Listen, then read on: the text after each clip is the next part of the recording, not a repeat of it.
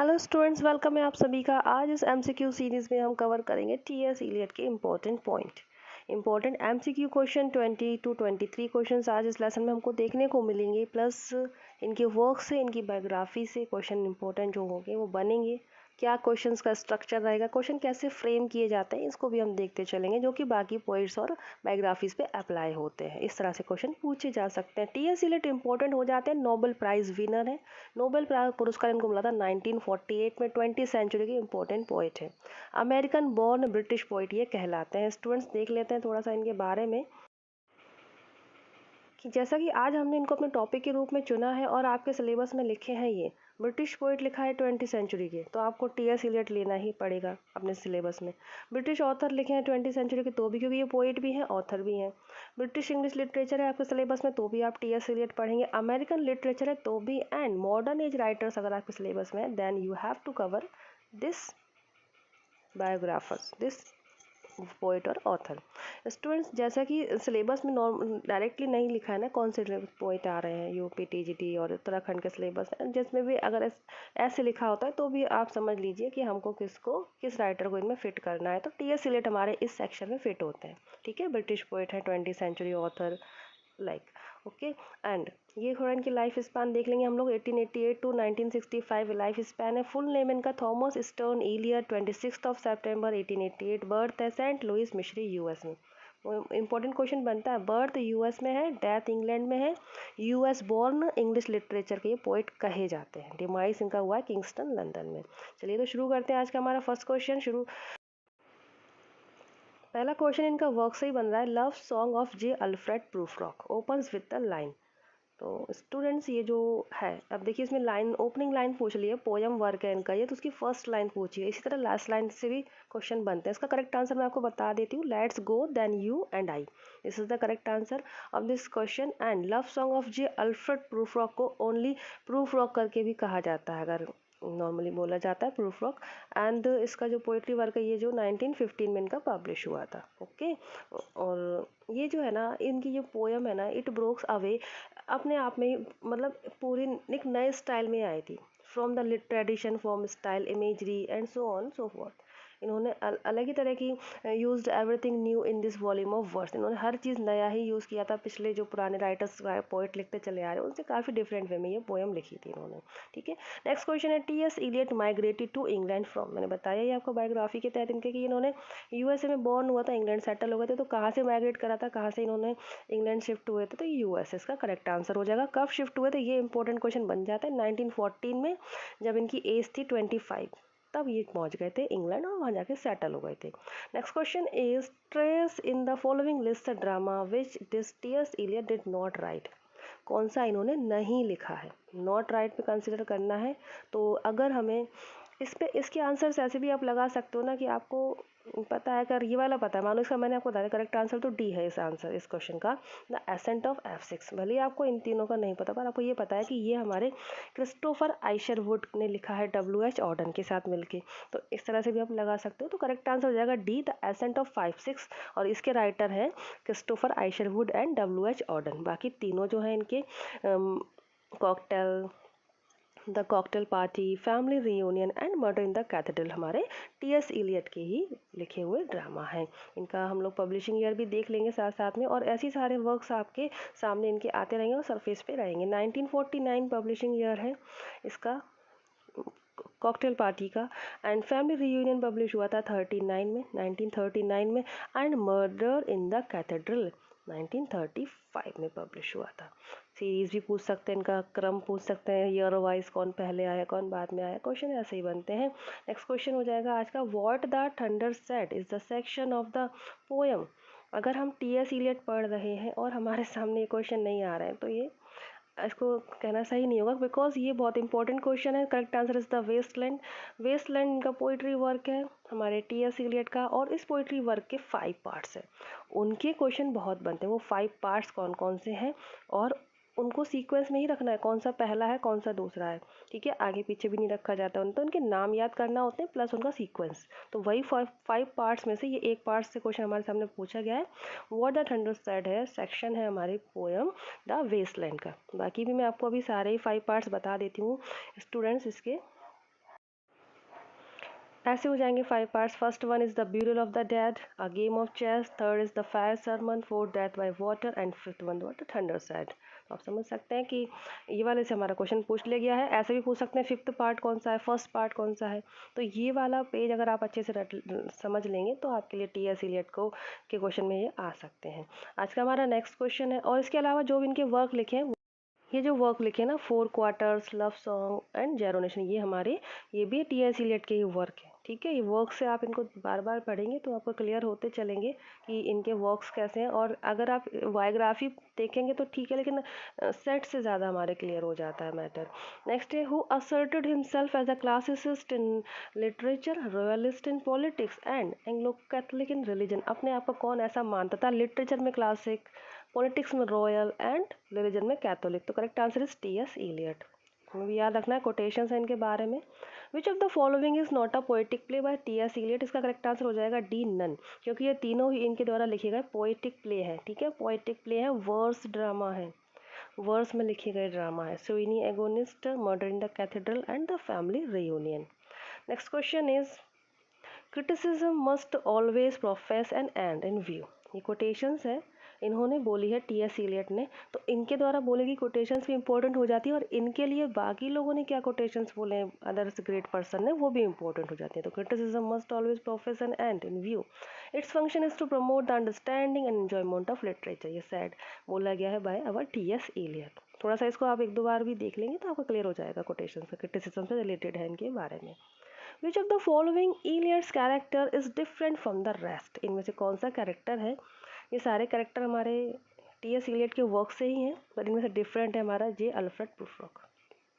ठीक है, ये वाला थोड़ा इंपॉर्टेंट हो जाता है क्योंकि ये सबसे पहले आया था, और इसमें इन्होंने सारा ही जो ट्रेडिशन चला आ रहा था लिखने का, सारा ही चेंज करके लिखा था, काफ़ी डिफरेंट वे में लिखा था। B is the correct answer, Prufrock. Next question is the Waste Land. Waste Land से क्वेश्चन बार बार बनेंगे, आपके पब्लिशिंग ईयर पूछ लिया है, वेस्टलैंड का 1922 है। ओके, एंड इसके 5 पार्ट्स हैं। Next question is, which of the following is the first poem of Eliot's first published volume of work. तो इनकी वॉल्यूम ऑफ वर्क्स जो फर्स्ट पब्लिश हुआ था, पूरा एक वॉल्यूम कलेक्शन ऑफ पोएम्स, तो उनकी फर्स्ट पोएम कौन सी है, तो again the love song of J. Alfred Prufrock. Okay, so ये भी हो जाएगा। बाकी ऊपर के ये तीनों जो भी हमारे ए, बी और डी ऑप्शन के जो वर्क हैं, वो भी हमारे टी.एस. इलियट के ही हैं, इसीलिए कि ये वर्क आपके सरफेस पे आ जाए, इनको भी आप देखते चलो। But the correct answer is C, the love song of J. Alfred Prufrock. Next question is, biography से बन रहा है, when was T S. Eliot born.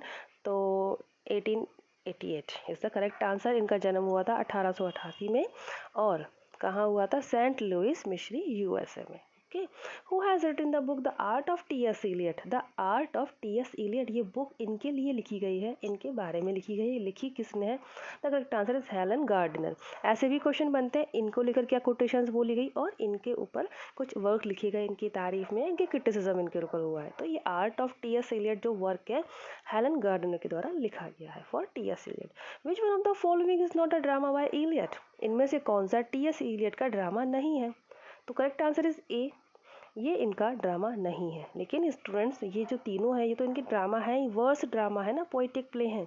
बार बार देख लीजिए, पोइटिक प्ले, वर्स ड्रामा, ये इनके ही वर्क है। Murder in the cathedral, the family reunion, the Cocktail party, ये तीनों हमारे टी.एस. इलियट के ड्रामा वर्क हैं। बट ये जो आंसर इन्होंने पूछा है कौन सा इनका ड्रामा नहीं है, तो हमने बता दिया Ash Wednesday. But Ash Wednesday किसका है, तो ये भी इन्हीं का ही वर्क है, बट ये पोएट्री वर्क है, ये पोएम है बाय टी.एस. इलियट। ओके, तो कंफ्यूज नहीं होना है, Ash Wednesday is the poem by T S. Eliot. Next है, ये क्रिटिकल ऐसे जैसे उन्होंने लिखे हैं, उसमें एक ये इनका ये स्टेटमेंट है, तो किस ऐसे में है ये स्टेटमेंट, तो ऐसे भी क्वेश्चन बन जाएंगे, तो इनको भी हम कवर करके चलेंगे। The historical sense compel a man to write not merely with his own generation in his bones, but with the feeling that the whole of the literature of Europe from Homer has a simultaneous existence and composes a simultaneous order। तो केवल अपनी generation के लिए नहीं हमको लिखना है, इस तरह से बता रहे लिटरेचर को सभी को कंसिडर करके लिखना है। ये इनका स्टेटमेंट इनके किस क्रिटिकल ऐसे में हमको देखने को मिलेगा, तो हम यहाँ से इनका वर्क समझ लेंगे। ए है इसका correct answer, tradition and the individual talent. Tradition and the individual talent है ये वर्क टी.एस. इलियट का, और ये क्या है, फॉर्म क्या है इसकी, ड्रामा है, पोइट्री है, तो ये एक क्रिटिकल ऐसे है। Next question is which is the first section of Eliot's the Waste Land. देखो मैंने आपको बताया था ना वेस्टलैंड के 5 पार्ट्स हैं, क्वेश्चन बन रहे हैं उसके, तो correct answer is a, the burial of the dead is the first section. और ये सेकंड सेक्शन है, फायर वाला ये थर्ड है, थर्ड पार्ट है, death by water fourth part है, थंडर वाला फिफ्थ पार्ट है ना। चलिए तो इसके बाद मैं आपको बता दूं कि ये जो वेस्टलैंड है कब पब्लिश हुआ था, 1922 में पब्लिश हुआ था। और इसके जो 5 पार्ट्स हैं तो यहाँ से क्वेश्चन आपको बनेंगे, आपको इन्हें तो लर्न करना ही है टी.एस. इलियट के बायोग्राफी के तहत, उनकी वर्क्स के तहत। द कॉन्सेप्ट ऑफ ऑब्जेक्टिव को रिलेटिव वॉज प्रोपाउंडेड बाय, चलिए प्रोपाउंडेड बाय यानी किसने, कौन लाया ये कल्पना, ठीक है, कॉन्सेप्ट किसने लाया, ऑब्जेक्टिव को रिलेटिव, ये है हमारे answer is T S. Eliot. Obviously T S. Eliot तो है, बट है क्या, ये कॉन्सेप्ट क्या है, ऑब्जेक्टिव को रिलेटिव। ये टर्म है इंग्लिश लिटरेचर का, बहुत ही इंपॉर्टेंट टर्म है लिटरेचर में, अपने आप में लिटरेचर का, साहित्य को जो हम लिखते हैं और साहित्य को फिर जब ड्रामास को स्टेज पे परफॉर्मेंस किया जाता है, उसका ये बहुत इंपॉर्टेंट टर्म है ऑब्जेक्टिव को रिलेटिव। तो इसको मैं आपको बहुत ही शॉर्ट में बता देती हूँ, इससे क्वेश्चंस बनते ही हैं। तो देखिए क्या है ऑब्जेक्ट, ठीक है, ऑब्जेक्ट यानी कि थिंग्स, चीज़ें, एंड रिलेटिव, रिलेटिव संबंध है उनमें, को रिलेटिव मीन्स आपस में कनेक्टेड है। तो ऑब्जेक्ट्स हैं सारे आपस में को रिलेटिव्स हैं, बट ये बात हमारे लिटरेचर में कैसे फिट होती है, तो जैसे भी कुछ भी लिखा जाता है, सपोज कि उन्होंने एक ड्रामा वर्क लिखा है, स्टेज पे परफॉर्मेंस होना है, या मूवीज़ जो हमारे चलते हैं, तो जो सीन होता है उसके अकॉर्डिंग ही बैकग्राउंड, और बैकग्राउंड के पिक्चर्स, कैरेक्टर्स, कैरेक्टर के इमोशन, उनके चेहरे के इमोशंस, उनके डायलॉग, बैकग्राउंड म्यूज़िक, उनके इमोशंस सब आपस में कोरिलेट करते हैं, संबंधित होते हैं। अगर कोई सैड सीन है तो कैरेक्टर के फेस पे स्माइल तो नहीं दिखेगी ना, आंसू ही दिखेंगे, बैकग्राउंड में सैड म्यूज़िक ही बजेगा, ठीक है। जल्दी से वो लोग बैकग्राउंड के पिक्चर्स भी ऐसे ही दिखाएंगे कि अंधेरे में बैठा है वो बंदा रो रहा है, आपने देखा ही है, अगर सैड बंदा है तो अंधेरे में रोता हुआ दिखा रहा है समुद्र किनारे, और अगर खुश बंदा है तो उसको मॉर्निंग में फूलों के बीच सीनरीज में दिखा रहे हैं। तो यही होता है ऑब्जेक्टिव को रिलेटिव, जितने भी ऑब्जेक्ट्स हैं कोरिलेट करते हैं, नॉट ओनली। अब ऐसा नहीं कि राइटर्स जो कैरेक्टर है वो हैप्पी है एंड पीछे बैकग्राउंड में सैड म्यूजिक बज रहा है, तो ये सारी चीज़ें कोरिलेट करती हैं, जैसे कि प्लॉट हो गया, कैरेक्टर्स हो गए, कैरेक्टर के इमोशंस हो गए, सिचुएशन हो गई, बैकग्राउंड के पिक्चर्स हो गए, बैकग्राउंड के म्यूज़िक हो गए, और हमारे कैरेक्टर्स के इमोशंस, डायलॉग, ये सारे कोरिलेट करते हैं। ये टर्म हमारा दिया था हमारे टी.एस. इलियट ने। आई होप आपको ये टर्म समझ में आया होगा। Thank you. नेक्स्ट आज का हमारा जो है, to whom did T S. Eliot dedicate his the Waste Land. तो टी.एस. इलियट ने वेस्टलैंड लिखी है, 5 पोएम्स हैं, बता ही चुके हैं, तो उन्होंने ये किसको डेडिकेट किया है ये वर्क अपना, correct answer is Ezra Pound. Ezra Pound को डेडिकेशन करके उन्होंने ये अपना वर्क लिखा था। Next question is to whom did T S. Eliot dedicate his proof work and other observation. ये जो इनका वर्क है his proof work and other observation, ये किसको डेडिकेट किया था स्टूडेंट्स, इन्होंने जीन वर्डनल को। क्वेश्चन बनेंगे यहाँ से, थोड़ा सा समझ के चलिए।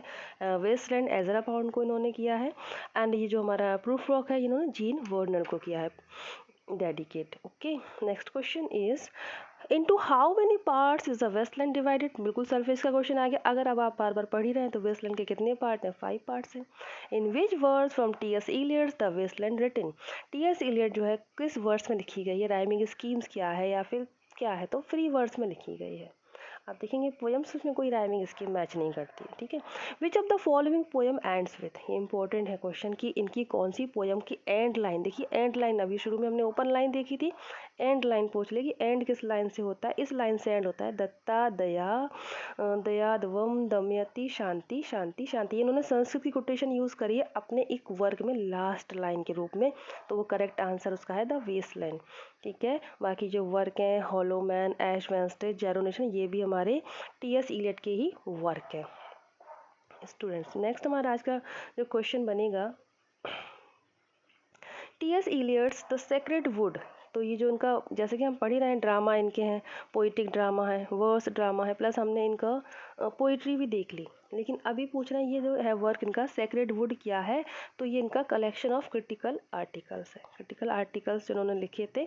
सेक्रेड वुड पब्लिश हुआ था 1920 में, कलेक्शन है 20 एसेस का, ठीक है, 20 में ही पब्लिश हुआ था 1920 में, और 20 ऐसे ही है इसमें, 20 ऐसे इसका कलेक्शन है। The Sacred Wood criticals articles का कलेक्शन है ये। ओके, पोएट्री या ड्रामा नहीं है। What is the Eliot's the Cocktail Party? Cocktail party क्या है अगेन? तो ये ड्रामा है। ठीक है, ड्रामा है, और इसमें कहीं वर्स नहीं लिखा है, वर्स ड्रामा है, ये पोएटिक ड्रामा है, लेकिन ऐसे नहीं है, पोयम नहीं है, ना ही क्रिटिकल वर्क है। तो ऐसे ही इसके हमारे क्वेश्चन बनते हैं स्टूडेंट्स, टी.एस. इलियट के या जो भी राइटर बायोग्राफी है, पर ये इंपॉर्टेंट हो जाते हैं क्योंकि ये हमारे नोबेल पुरस्कार विजेता है। 1948 में इनको मिला था Nobel prize winner, USA born, English literature के राइटर हमारे कहे जाते हैं स्टूडेंट्स ये टी.एस. इलियट। जैसे कि हमने देखा, तो हमने ये भी देखा कि कैसे क्वेश्चन बन रहे हैं, इनके वर्क से बनते हैं। ठीक है, प्लस फॉर्म क्या है वर्क की, नोबल है, पोएट्री है, ड्रामा है, और किसको डेडिकेशन किया है इन्होंने अपना वर्क, सोर्स क्या रहा है इनके वर्क से, किससे इंस्पायर होकर लिखा, प्लस पब्लिशिंग ईयर क्या रही। ठीक है, और ये हमारे मॉडर्न एज के राइटर हैं, 20 सेंचुरी के राइटर हैं, British poet, British poetry 20 century की जो भी है आपके सिलेबस में, उसमें हमारे टी.एस. इलियट काउंट किए जाएंगे, उसमें ये फिट होते ही हैं। तो स्टूडेंट्स आज के इस लेसन में इतने ही पॉइंट्स, और जो नीडी पर्सन है जिनको ये ज़रूरत है, आप उनको ये वीडियो शेयर कर सकते हैं। Thank you so much for watching this lesson. खुश रहिए, पॉजिटिव रहिए। जय हिंद।